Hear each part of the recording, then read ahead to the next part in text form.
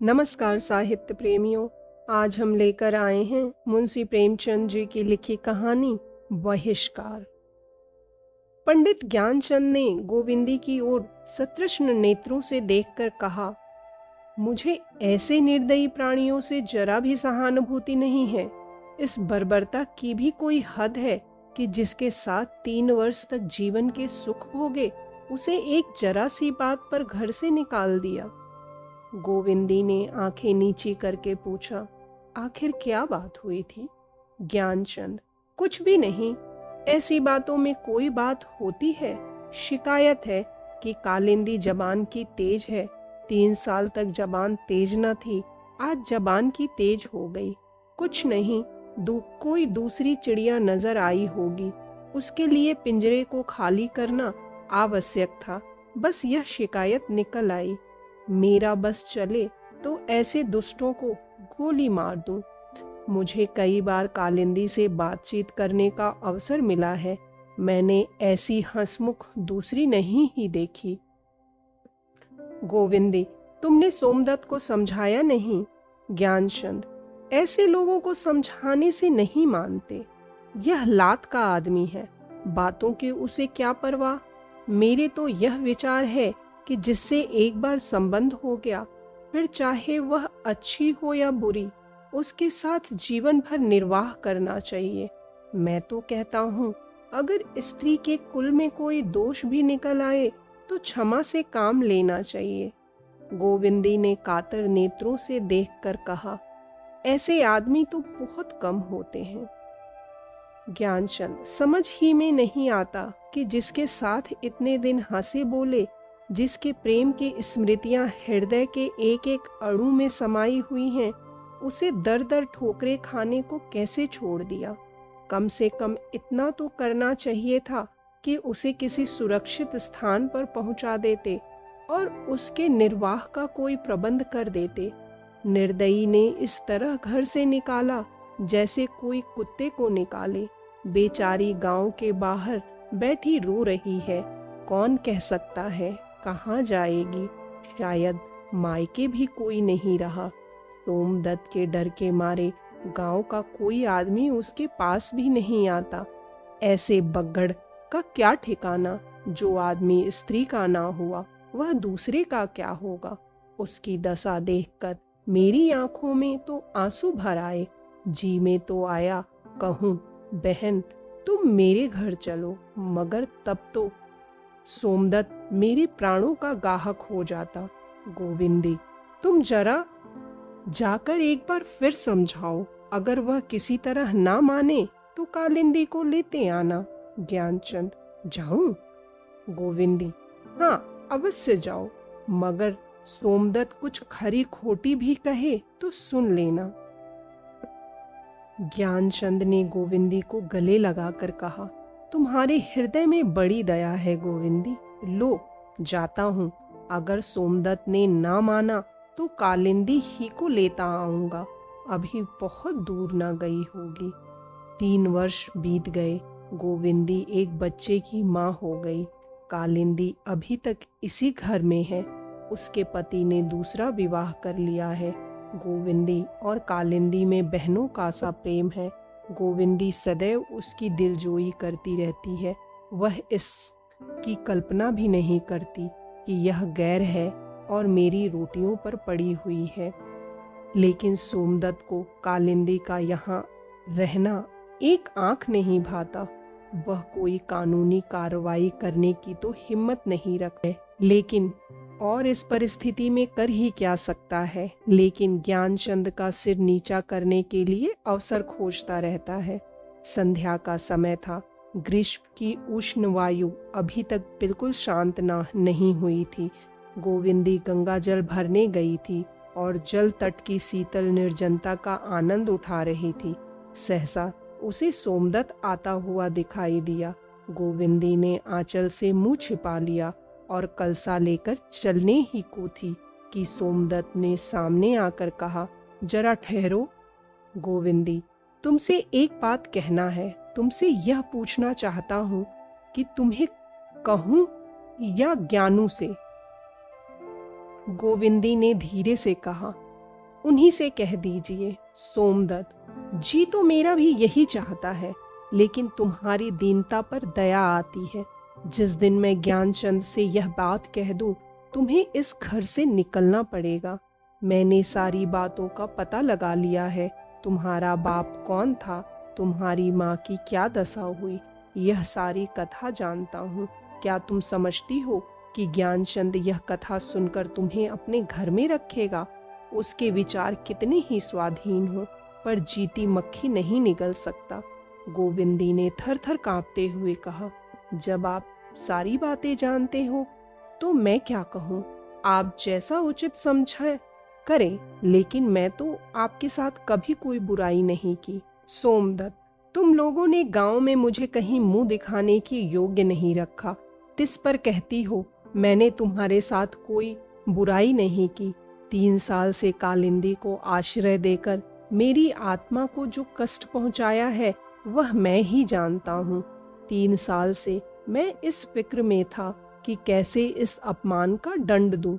अब वह अवसर पाकर उसे किसी तरह नहीं छोड़ सकता। गोविंदी, अगर आपकी यही इच्छा है कि मैं यहाँ ना रहूं तो मैं चली जाऊंगी, आज ही चली जाऊंगी, लेकिन उनसे आप कुछ न कहिए, आपके पैरों पड़ती हूँ। सोमदत्त, कहाँ चली जाओगी गोविंदी? और कहीं ठिकाना नहीं है तो गंगा जी तो हैं। सोमदत्त, नहीं गोविंदी, मैं इतना निर्दयी नहीं हूँ। मैं केवल इतना चाहता हूँ कि तुम कालिंदी को अपने घर से निकाल दो, और मैं कुछ नहीं कह चाहता। 3 दिन का समय देता हूँ, खूब सोच विचार लो। अगर कालिंदी तीसरे दिन तुम्हारे घर से ना निकली तो तुम जानोगी। सोमदत्त वहां से चला गया। गोविंदी कलसा लिए मूर्ति की भांति खड़ी रह गई। उसके सम्मुख कठिन समस्या आ खड़ी हुई थी। वह थी कालिंदी। घर में एक ही रह सकती थी, दोनों के लिए उस घर में स्थान न था।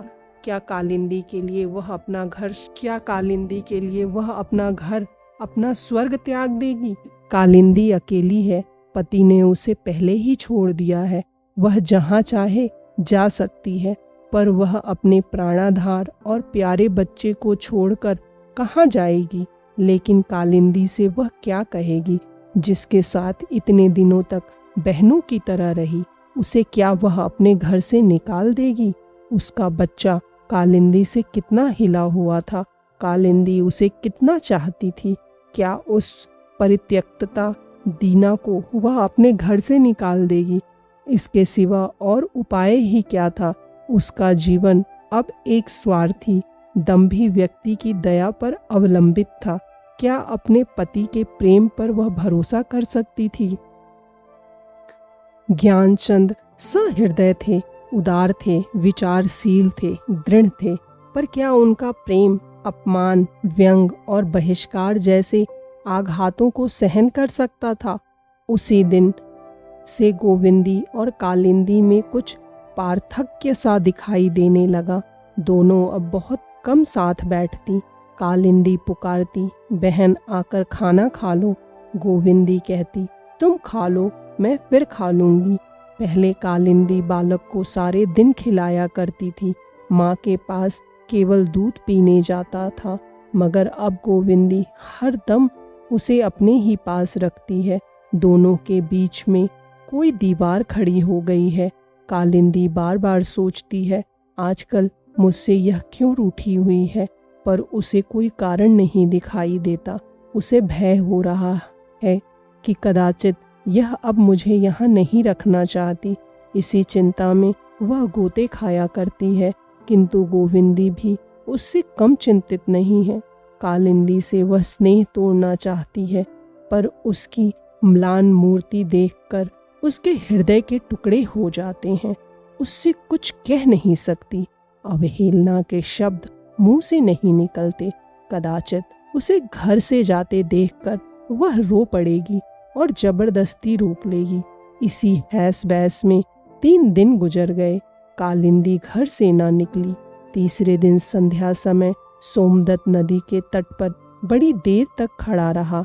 अंत में चारों ओर अंधेरा छा गया, फिर भी पीछे फिर कर जल तट की ओर देखता जाता। रात के 10 बज गए हैं, अभी ज्ञानचंद्र घर नहीं आए।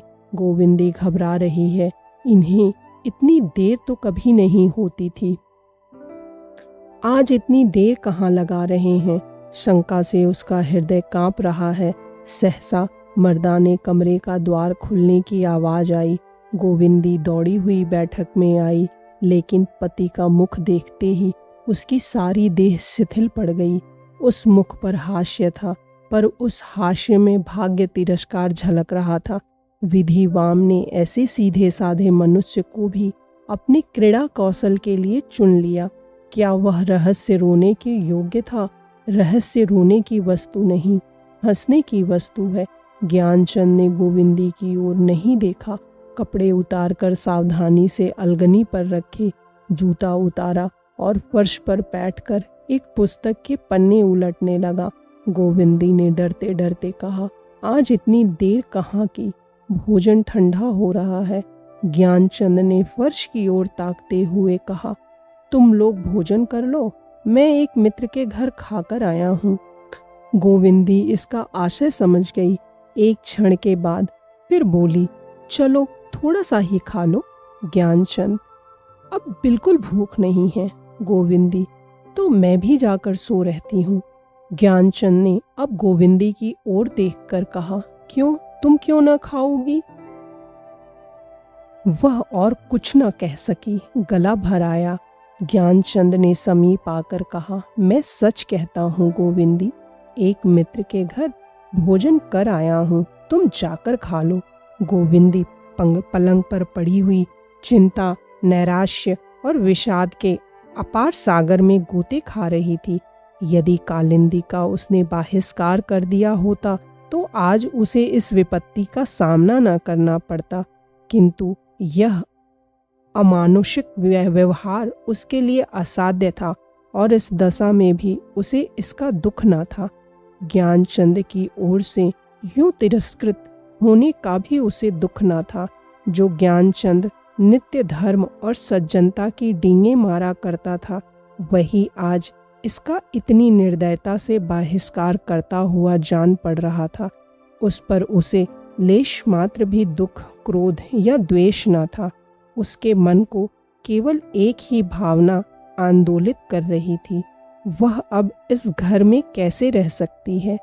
अब तक वह इस घर की स्वामिनी थी, इसलिए ना कि वह अपने पति के प्रेम की स्वामिनी थी, पर अब वह प्रेम से वंचित हो गई थी। अब इस घर पर उसका क्या अधिकार था? वह अब अपने पति को मुंह ही कैसे दिखा सकती थी? वह जानती थी ज्ञानचंद अपने मुंह के से उसके विरुद्ध एक शब्द भी न निकालेंगे, पर उसके विषय में ऐसी बातें जानकर क्या वह उससे प्रेम कर सकते थे? कदापि नहीं। इस वक्त न जाने क्या समझकर चुप रहे। सवेरे तूफान उठेगा। कितने ही विचारशील हो, पर अपने समाज से निकल जाना कौन पसंद करेगा? स्त्रियों की संसार में कमी नहीं, मेरी जगह हजारों मिल जाएंगी, मेरी किसी को क्या परवाह। अब यहाँ रहना बेहयाई है। आखिर कोई लाठी मारकर थोड़े ही निकाल देगा। हयादार के लिए आँख का इशारा बहुत है। मुंह से ना कहें, मन की बात और भाव छिपे नहीं रहते। लेकिन मीठी निद्रा की गोद में सोए हुए शिशु को देखकर ममता ने उसके अशक्त हृदय को और भी कातर कर दिया। इस अपने प्राणों के आधार को वह कैसे छोड़ेगी? शिशु को उसने गोद में उठा लिया और खड़ी रोती रही। 3 साल कितने आनंद से गुजरे। उसने समझा था कि इसी भांति सारा जीवन कट जाएगा, लेकिन उसके भाग्य में इससे अधिक सुख भोगना लिखा ही न था। करुण वेदना में डूबे हुए ये शब्द उसके मुख से निकल आए, भगवान, अगर तुम्हें इस भांति मेरी दुर्गति करनी थी तो 3 साल पहले क्यों न की? उस वक्त यदि तुमने मेरे जीवन का अंत कर दिया होता तो मैं तुम्हें धन्यवाद देती। 3 साल तक सौभाग्य के सुरम्य उद्यान में सौरभ, समीर और माधुर्य का आनंद उठाने के बाद इस उद्यान को उजाड़ दिया। हाँ, जिन पौधों को उसने अपने प्रेम जल से सींचा था, वे अब निर्मम दुर्भाग्य के पैरों तले कितनी निष्ठुरता से कुचले जा रहे थे। ज्ञानचंद्र के शील और स्नेह का स्मरण आया तो वह रो पड़ी। मृदु स्मृतियां आकर हृदय को मसोसने लगी। सहसा ज्ञानचंद्र के आने से वह संभल बैठी। कठोर से कठोर बातें सुनने के लिए उसने अपने हृदय को कड़ा कर लिया, किंतु ज्ञानचंद्र के मुख पर रोष का चिन्ह भी न था। उन्होंने आश्चर्य से पूछा, क्या तुम अभी तक सोई नहीं? जानती हो कै बजे हैं? 12 के ऊपर हैं। गोविंदी ने सहमते हुए कहा, तुम भी तो अभी नहीं सोए। ज्ञानचंद, मैं ना सोऊं तो तुम भी ना सो, मैं ना खाऊं तो तुम भी ना खाओ, मैं बीमार पड़ूं तो तुम भी बीमार पड़ो। यह क्यों? मैं तो एक जन्म पत्री बना रहा था, कल देनी है। तुम क्या करती रही? बोलो। इन शब्दों में कितना सरल स्नेह था। क्या तिरस्कार के भाव इतने ललित शब्दों में प्रकट हो सकते हैं? प्रवंचकता क्या इतनी निर्मल हो सकती है? शायद सोमदत्त ने अभी वज्र का प्रहार नहीं किया, अवकाश न मिला होगा। लेकिन ऐसा है तो आज घर इतनी देर में क्यों आए? भोजन क्यों न किया? मुझसे बोले तक नहीं। आंखें लाल हो रही थीं, मेरी ओर आंख उठाकर देखा तक नहीं। क्या यह संभव है कि इनका क्रोध शांत हो गया हो? यह संभावना की चरम सीमा से भी बाहर है। तो क्या सोमदत्त को मुझ पर दया आ गई? पत्थर पर दूब जमी। गोविंदी कुछ निश्चय न कर सकी, पर जिस भांति गृह सुख विहीन पथिक वृक्ष की छाह में भी आनंद से पांव फैलाकर सोता है, उसकी अव्यवस्था ही उसे निश्चिंत बना देती है, उसी भांति गोविंदी मानसिक व्याग्रता में भी स्वस्थ हो गई। मुस्कुराकर स्नेह मृदुल स्वर में बोली, तुम्हारी ही राह तो देख रही थी। यह कहते कहते गोविंदी का गला भर आया। व्याध के जाल में फड़फड़ाती हुई चिड़िया क्या मीठे राग गा सकती है? ज्ञानचंद ने चारपाई पर बैठकर कहा, झूठी बात, रोज तो तुम अब तक सो जाया करती थी। 1 सप्ताह बीत गया, पर ज्ञानचंद ने गोविंदी से कुछ न पूछा और न उनके बर्ताव ही से उनके मनोगत भावों का कुछ परिचय मिला। अगर उनके व्यवहारों में कोई नवीनता थी तो यह कि वह पहले से भी ज्यादा स्नेहशील, निर्द्वंद और प्रफुल्ल वदन हो गए। गोविंदी का इतना आदर और मान उन्होंने कभी नहीं किया था। उनके प्रयत्नशील रहने पर भी गोविंदी उनके मनोभावों को ताड़ रही थी और उसका चित्त प्रतिक्षण शंका से चंचल और क्षुब्ध रहता था। अब उसे इसमें लेश मात्र भी संदेह नहीं था कि सोमदत्त ने आग लगा दी है। गीली लकड़ी में पड़कर वह चिंगारी बुझ जाएगी। यह जंगल की सूखी पत्तियां हाहाकार करके जल उठेंगी, यह कौन जान सकता है। लेकिन इस सप्ताह के गुजरते ही अग्नि का प्रकोप होने लगा। ज्ञानचंद एक महाजन के मुनीम थे। उस महाजन ने कह दिया, मेरे यहाँ अब आपका काम नहीं, जीविका का दूसरा साधन यजमानी है। यजमान भी एक एक करके उन्हें जवाब देने लगे, यहाँ तक कि उनके द्वार पर आना जाना बंद हो गया। आग सूखी पत्तियों में जलाकर अब हरे वृक्ष के चारों ओर मंडराने लगी, पर ज्ञानचंद के मुख में गोविंदी के प्रति एक भी कटु अमृदु शब्द न था। वह इस सामाजिक दंड की शायद कुछ परवाह न करते। यदि दुर्भाग्यवश इसने उनकी जीविका के द्वार न बंद कर दिए होते। गोविंदी सब कुछ समझती थी, पर संकोच के मारे कुछ न कह सकती थी। उसी के कारण उसके प्राण प्रिय पति की यह दशा हो रही है। यह उसके लिए डूब मरने की बात थी, पर कैसे प्राणों का उत्सर्ग करे, कैसे जीवन मोह से मुक्त हो। इस विपत्ति में स्वामी के प्रति उसके रोम रोम से शुभ कामनाओं की सरिता सी बहती थी, पर मुंह से एक शब्द भी ना निकलता था। भाग्य की सबसे निष्ठुर लीला उस दिन हुई जब कालिंदी भी बिना कुछ कहे सुने सोमदत्त के घर पहुंची, जिसके लिए यह सारी यातनाएं झेलनी पड़ी। उसी ने अंत में बेवफाई की। ज्ञानचंद ने सुना तो केवल मुस्कुरा दिए, पर गोविंदी इस कुटिल आघात को इतनी शांति से सहन न कर सकी। कालिंदी के प्रति उसके मुख से अप्रिय शब्द निकल ही आए। ज्ञानचंद ने कहा, उसे व्यर्थ ही कोसती हो प्रिय, उसका कोई दोष नहीं। भगवान हमारी परीक्षा ले रहे हैं। इस वक्त धैर्य के सिवा हमें किसी से कोई आशा न रखनी चाहिए। जिन भावों को गोविंदी कई दिनों से अंतस्थल में दबाती चली आती थी, वे धैर्य और बांध टूटते ही बड़े वेग से बाहर निकल पड़े। पति के सम्मुख अपराधियों की भांति हाथ बांधकर उसने कहा, स्वामी, मेरे ही कारण आपको यह सारे पापड़ बेलने पड़ रहे हैं। मैं ही आपके कुल की कलंकिनी हूँ।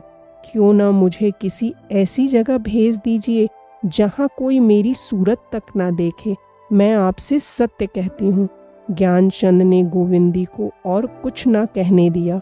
उसे हृदय से लगाकर बोले, प्रिय, ऐसी बातों से मुझे दुखी ना करो। तुम आज भी उतनी ही पवित्र हो जितनी उस समय थी जब देवताओं के समक्ष मैंने आजीवन पत्नी व्रत लिया था। तब मुझसे तुम्हारा परिचय ना था। अब तो मेरी देह और आत्मा का एक एक परमाणु तुम्हारे अक्षय प्रेम से आलोकित हो रहा है। उपहास और निंदा की तो बात ही क्या है।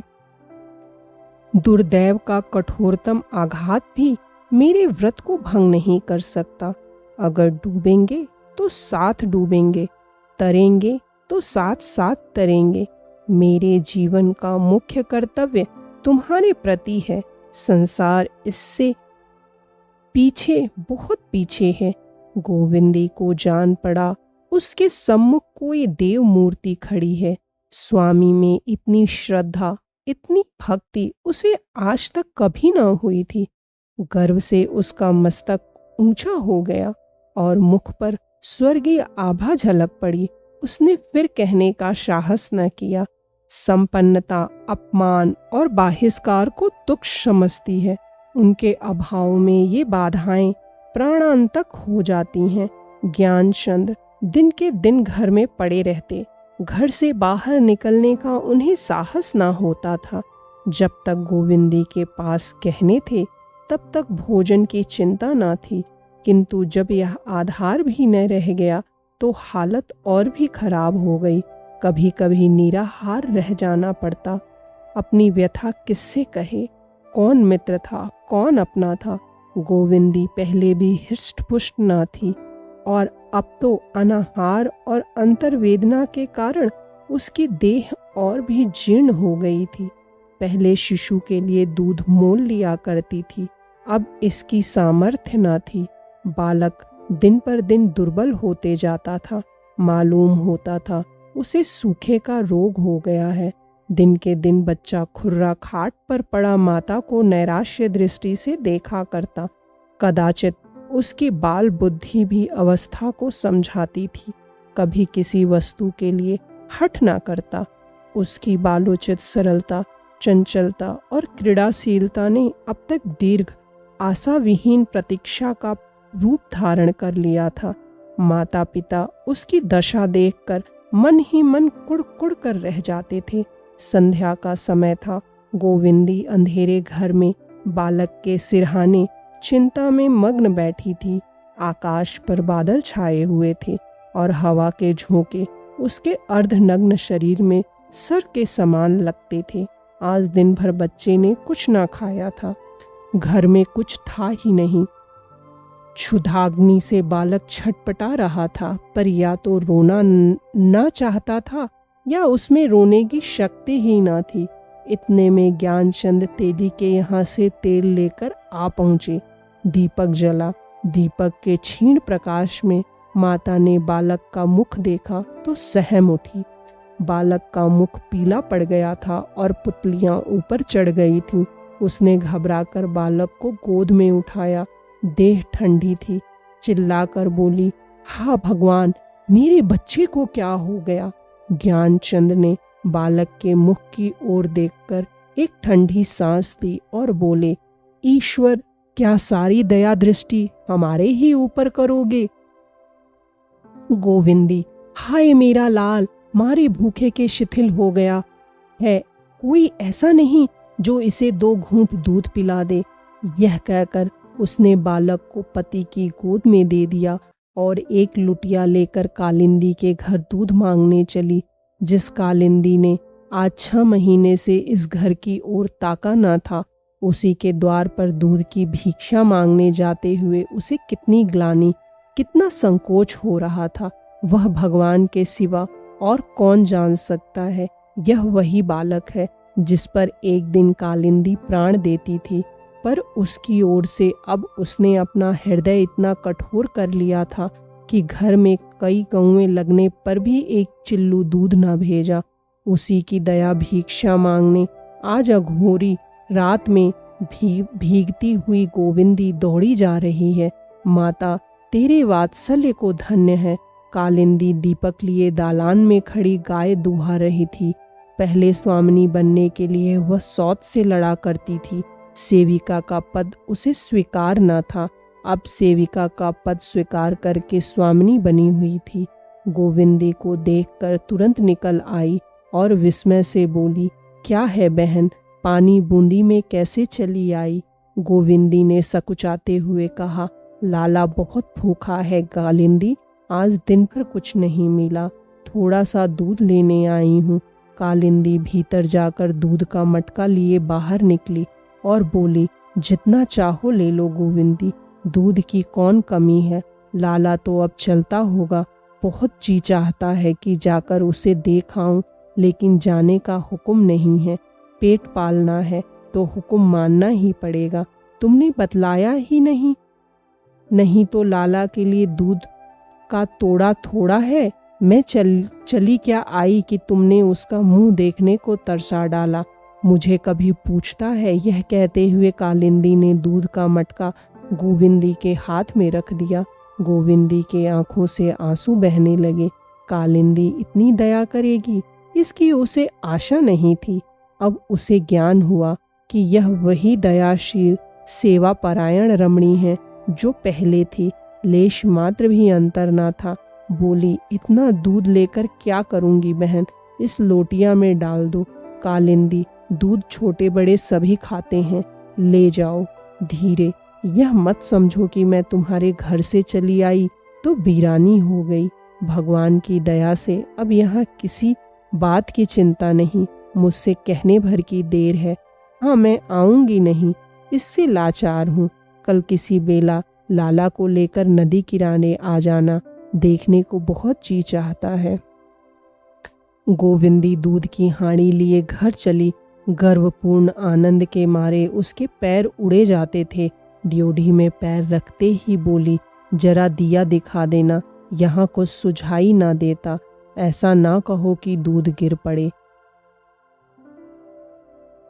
ऐसा ना हो, जरा दिया दिखा देना, यहाँ कुछ सुझाई नहीं देता। ऐसा ना हो कि दूध गिर पड़े।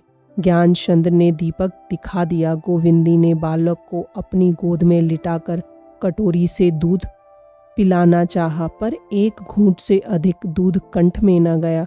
बालक ने हिचकी ली और अपनी जीवन लीला समाप्त कर दी। करुण रोदन से घर गूंज उठा। सारी बस्ती के लोग चौंक पड़े, पर जब मालूम हो गया कि ज्ञानचंद के घर से आवाज आ रही है तो कोई द्वार पर न आया। रात भर भग्न हृदय दंपति रोते रहे। प्रातःकाल ज्ञानचंद ने सौ उठा लिया और शमशान की ओर चले।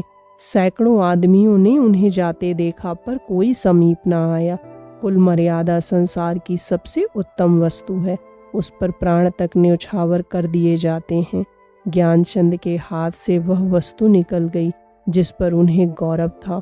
वह गर्व, वह आत्मबल, वह तेज, वह परंपरा ने उसके हृदय में कूट कूट कर भर दिया था।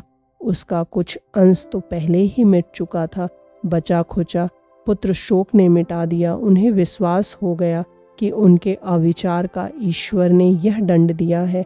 दुरावस्था, जीर्णता और मानसिक दुर्बलता सब इस विश्वास को दृढ़ करती थी। वह गोविंदी को अब भी निर्दोष समझते थे। उसके प्रति एक कटु शब्द उनके मुंह से न निकलता था, ना कोई कटु भाव ही उनके दिल में जगह पाता था।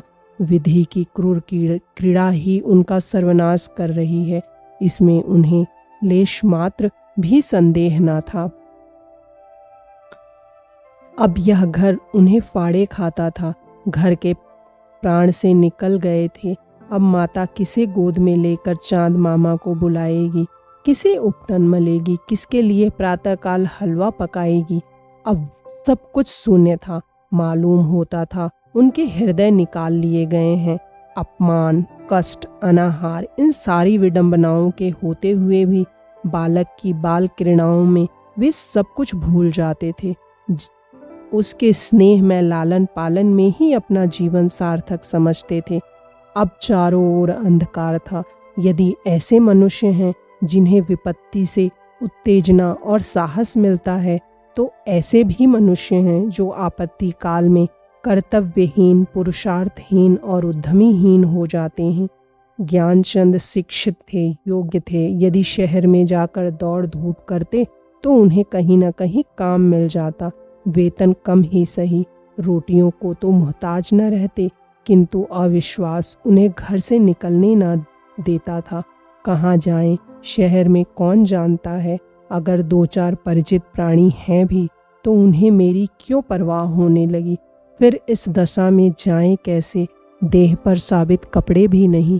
जाने के पहले गोविंदी के लिए कुछ न कुछ प्रबंध करना आवश्यक था।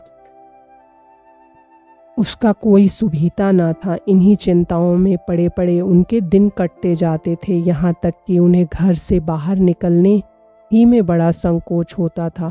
गोविंदी ही पर अन्नोपार्जन का भार था। बेचारी दिन को बच्चों के कपड़े सीती, रात को दूसरों के लिए आटा पीसती।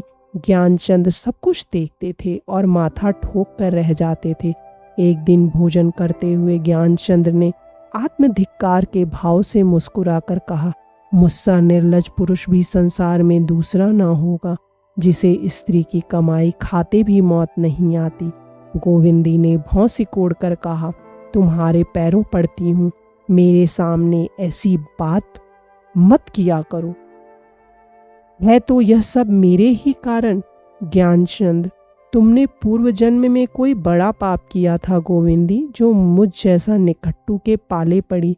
मेरे जाते ही तुम विधवा हो। धिक्कार है ऐसे जीवन को। गोविंदी, तुम मेरा खून पियो, अगर फिर इस तरह की कोई बात मुंह से निकालो, तुम्हारी दासी बनकर मेरा जन्म सुफल हो गया। मैं इसे पूर्व जन्म की तपस्या का पुनित फल समझती हूँ। दुख सुख किस पर नहीं आता। तुम्हें भगवान कुशल से रखें, यही मेरी अभिलाषा है। ज्ञानचंद, भगवान तुम्हारी अभिलाषा पूर्ण करे। खूब चक्की पीसो। गोविंदी, तुम्हारी बला से चक्की पीसती हूँ। हाँ हाँ पीसो, मैं मना थोड़े करता हूँ। तुम ना चक्की पीसोगी तो यहाँ मूछों पर ताव देकर खाएगा कौन। अच्छा, आज दाल में घी भी है। ठीक है, अब मेरी चांदी है, बेड़ा पार लग जाएगा। इसी गांव में बड़े बड़े उच्च कुल की कन्याएं हैं। अपने वस्त्राभूषण के सामने उन्हें और किसी की परवाह नहीं। पति महाशय चाहे चोरी करके लाएं, चाहे डाका मार कर लाएं, उन्हें इसकी परवाह नहीं। तुम में वह गुण नहीं, तुम उच्च कुल की कन्या नहीं हो। वाह हरी दुनिया, ऐसी पवित्र देवियों का तेरे यहाँ अनादर होता है।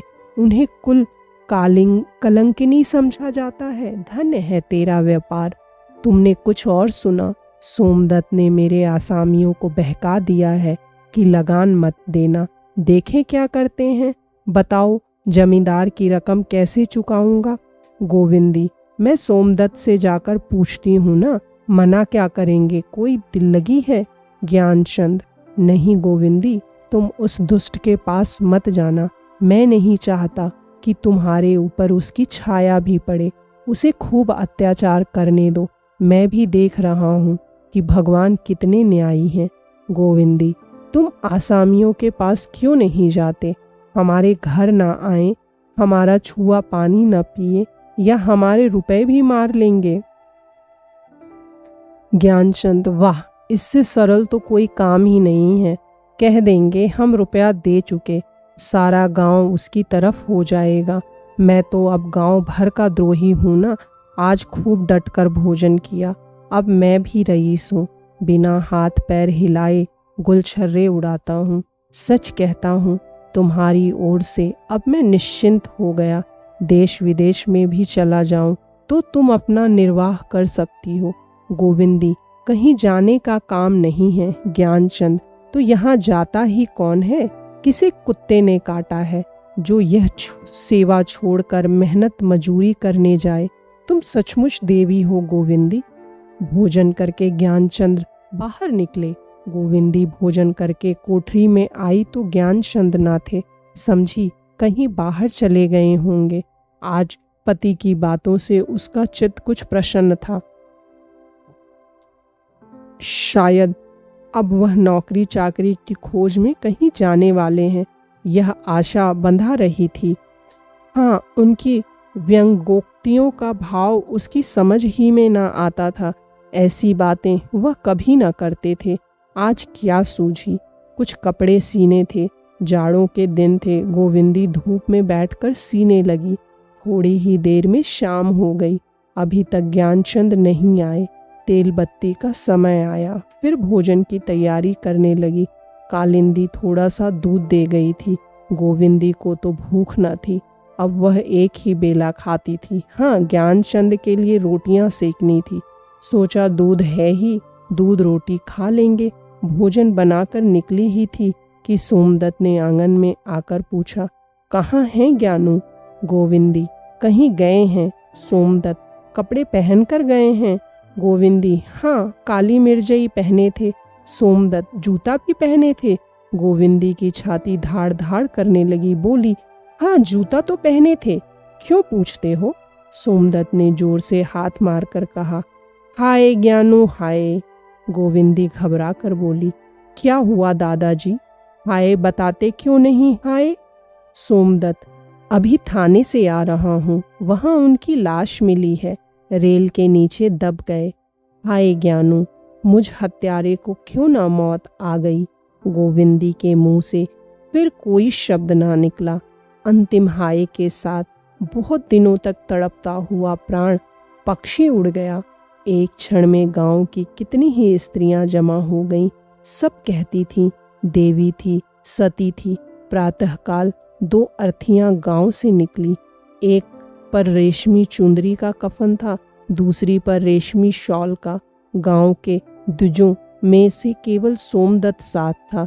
शेष गांव के नीच जाति वाले आदमी थे।